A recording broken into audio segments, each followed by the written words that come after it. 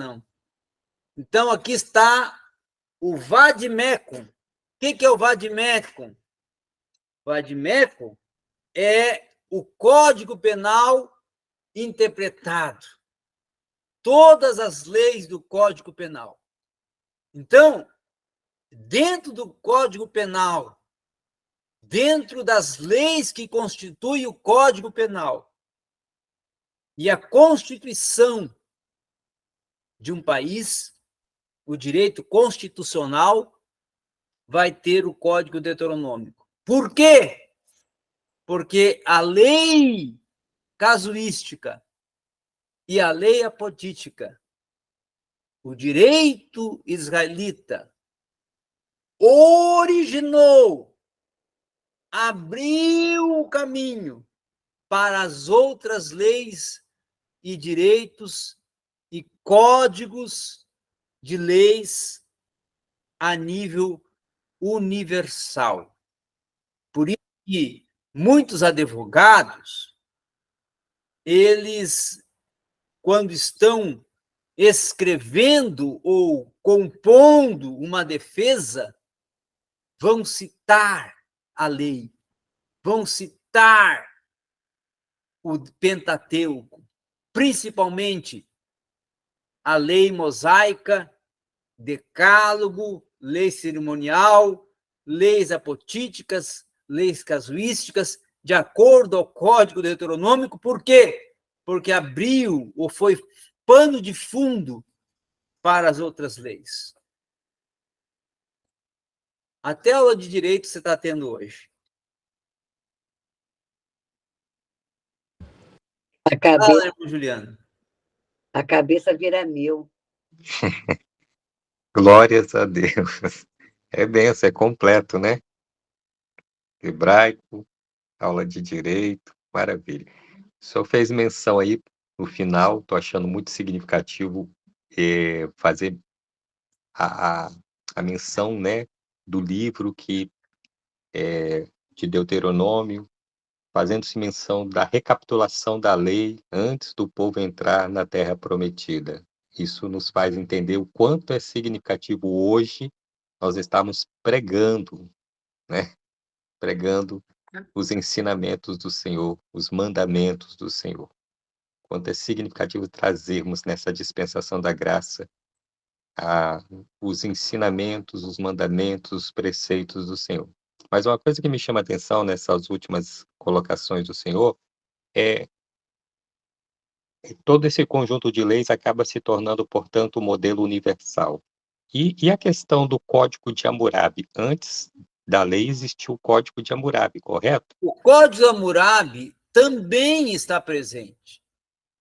Por que esses códigos orientais se tornam padrões universais? Porque tanto o Código Deuteronômico como o Código de Hammurabi, tá? E o Código de Hammurabi, ele era justamente dos heteus e heveus e jebuseus, esses povos vizinhos cumpriam esse código, que era o código proposto pelo rei Hammurabi. Esse código, ele era um código de padrão moral. Então, o que vem a ser a lei? No sentido, vamos dizer assim, formal e jurisdicional, a lei é uma cobrança e uma regra e uma normatividade, tá, de conduta, de padrão, em que o cidadão tem que desenvolver perante a sociedade em que está inserido. Aí vem seus direitos e deveres. E é a partir desse contexto moral e desse contexto ético é que a lei é constituída. Todas as leis nascem moral e ética e comportamento. e é o que propõe o código, tanto de Deuteronômio, ou deuteronômico, como também de Hammurabi. Na verdade, o que seria a lei? No sentido mais coloquial. Uma norma de vida dentro de um padrão de bem-estar social. Até para manter a ordem de uma sociedade. A lei não é para oprimir. A lei numa sociedade não é para oprimir e nem para restringir. No sentido de... Não restringir naquele sentido de me deter e impedir de ser um cidadão livre. Não. A lei é para assegurar a minha liberdade. Mas dizendo para mim que a minha liberdade, ela tem 2 caminhos, o de ida e o de volta, indicando que aonde eu posso ir e aonde eu não posso ir, para onde vou e como vou voltar, se eu não for dentro do que está seguro, proposto e, principalmente, determinado, constituído.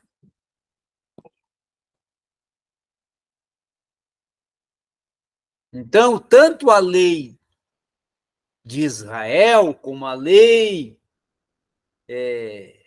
de Hammurabi, como as leis universais, seguem esse mesmo conotativo, esse mesmo sentido conotativo.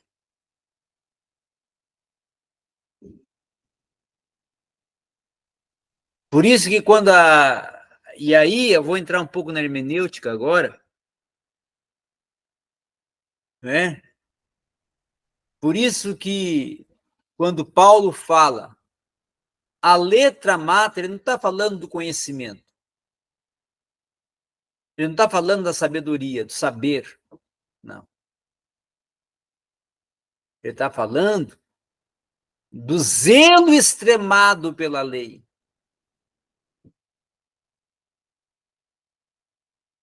A lei não é para ser descumprida, mas você também não pode ser, como que eu vou dizer, preso a ela de uma forma pragmática, de uma forma até venerativa. Não. A lei não é um Deus. A lei é uma norma, que ela tem as suas falhas também, tem as suas brechas também. Quando um país comete falhas na sua Constituição, é porque toda Constituição não é perfeita.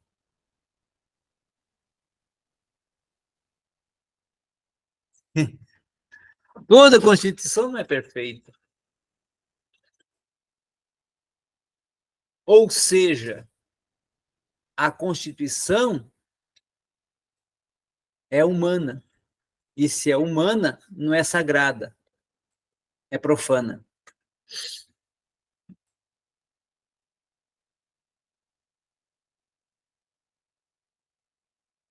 Amém? É só o começo, né? Ainda tem muita coisa para ver hoje.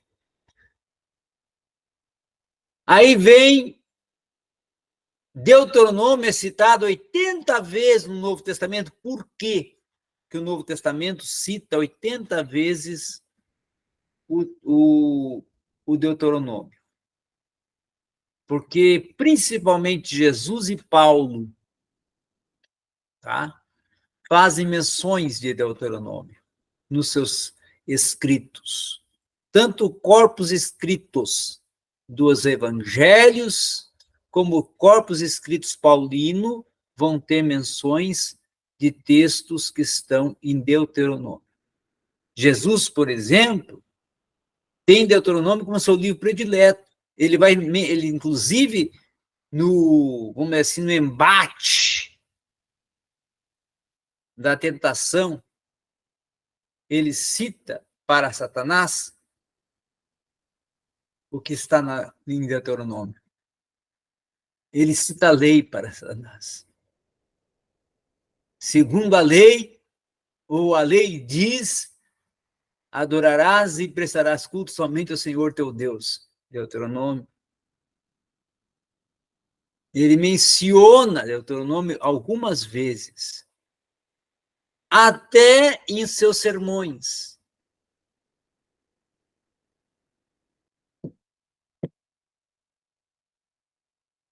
E aí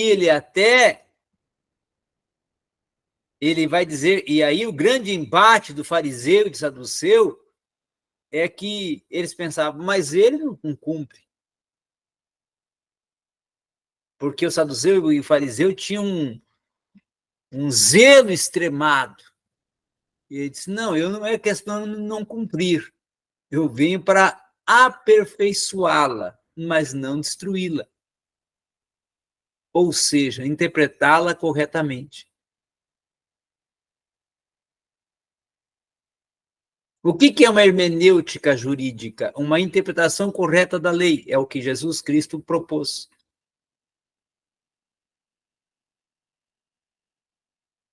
Vocês têm um mandamento para punir, para oprimir, subjugar, mas o mandamento é para aperfeiçoar. O mandamento é para causar um temor e um compromisso e uma fidelidade para com Deus.